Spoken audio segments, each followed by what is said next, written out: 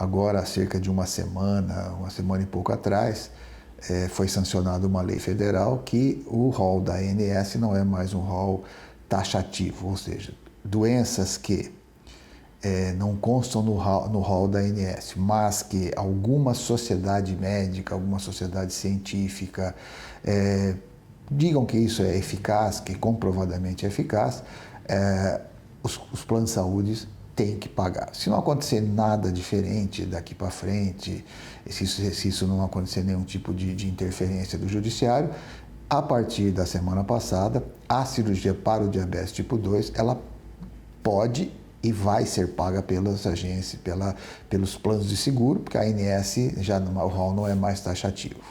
Bom, esse é um ponto bastante importante, porque leva as pessoas a entender aquilo que o Conselho Federal de Medicina já disse lá atrás, que para um diabetes, não aquele diabetes leve, que a pessoa toma um remédio com controle nutricional, com atividade física, que ela consiga controlar. Não é para esse paciente que nós estamos falando. Estamos falando para aquele diabético tipo 2, aquele paciente que já está tendo que entrar na insulina, ou seja, que a terapêutica não é mais eficaz.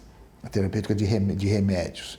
Aí o remédio seria a cirurgia. E você não vai deixar de ser diabético, você vai controlar a doença e a cirurgia seria como um remédio. Eu tomei lá o meu comprimido, que é o hipoglicemia oral, aí não foi suficiente, junto com a dieta, com a atividade física, as mudanças de hábito, eu precisei entrar com a insulina.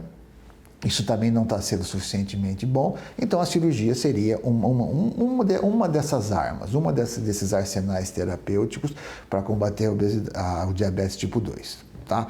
Então, a cirurgia hoje ela é mais uma das armas do arsenal terapêutico que nós temos para controlar. E no que consiste isso? Quando a gente engorda, a célula de gordura ela cresce. E quando ela vai crescendo, de todos os problemas que isso causa, o principal é que ela rouba a insulina. Então o pâncreas, no primeiro momento, ele começa a trabalhar como se fosse o motor do seu carro, que ele pudesse levar 5 pessoas e você coloca 10 pessoas dentro do seu carro. Num primeiro momento, aquele motor ele vai conseguir durante um tempo. Mas chegando uma hora que ele vai fazer tanta força que ele vai começar a falhar. E é isso que vai acontecendo, o pâncreas começa a falhar e aí a gente tem que, nesse momento, entrar com o remédio. E esse remédio, se eu não controlar esse tamanho, esse aumento da célula de gordura, cada vez que a célula vai aumentando, eu vou botando mais gente dentro do carro, e chega uma hora que o carro não vai andar. Quer dizer, a quantidade de peso que tem dentro do carro faz com que o carro não ande. Aquele motor não é suficiente. Então, o que eu tenho que fazer? Eu tenho que ir tirando essas pessoas até que volte para o normal. É por isso que, quando a gente emagrece, a gente está também tratando o diabetes tipo 2. Só que não é só isso, nós já falamos nisso. Quando a gente opera, a gente mexe basicamente em alguns hormônios chamados incretinas, que são muito importantes. Um deles está no estômago, que é a grelina, que a gente diminuindo o tamanho do estômago, a gente diminui a grelina e diminui a vontade de comer, diminui, a gente passa, não é que a gente vai deixar de ter fome, nada, mas a gente passa a comer menos, porque a gente diminui a grelina. Mas principalmente quando eu mexo no intestino, eu faço alguns hormônios, como o GLP-1, como o PYY, como o GIP, que esses hormônios vão aumentar, aí não vai diminuir como a grelina, eles vão aumentar. E o que eles fazem? Eles têm duas funções bastante importantes. Uma, que eles fazem com que o estômago esvazie mais lentamente. E o estômago esvaziando mais lentamente faz com que eu tenha menos fome, eu tenho uma saciedade precoce. Mas o principal é que eles chegam lá no pâncreas e dizem, olha, volta a trabalhar. É como se você botasse uma gasolina aditivada no carro, desse mais potência para o motor.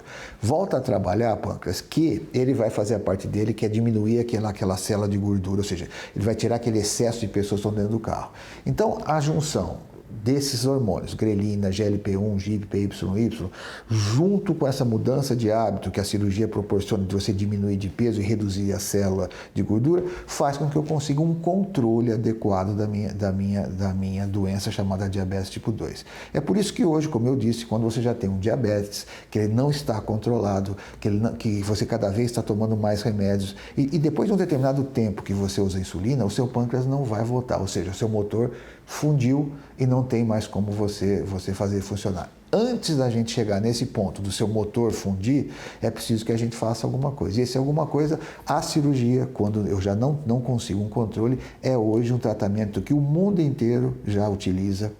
e que há muito tempo nós sabemos que aqui no Brasil, o Brasil é pioneiro nos estudos e no tratamento do diabetes tipo 2 por cirurgia, a gente sabe que funciona. E aí, mas a gente ainda tinha problemas relacionados às fontes pagadoras. Agora, esse problema, cientificamente, como médico, nós já sabemos há muito tempo que esse vai ser um excelente remédio, vamos dizer assim. A cirurgia não é uma maquininha mágica que a gente vai colocar dentro e pronto, acabou, mas é um remédio. Quando aquele primeiro remédio não fez efeito, o segundo, o terceiro pode ser a cirurgia. E a gente sabe isso. E qual era o problema que levava vocês a ficarem cegos, a perderem seus rins, a terem infartos, a amputarem suas pernas, a terem uma série de doenças? É que alguém não paga a conta. E agora, por essa nova lei sancionada há uma semana, os planos de saúde são obrigados a cobrir esse tipo de tratamento. Então, o diabetes tipo 2, para aqueles pacientes onde a gente não tem um controle adequado com a terapêutica oral, ou seja, os remédios, a cirurgia é um bom resultado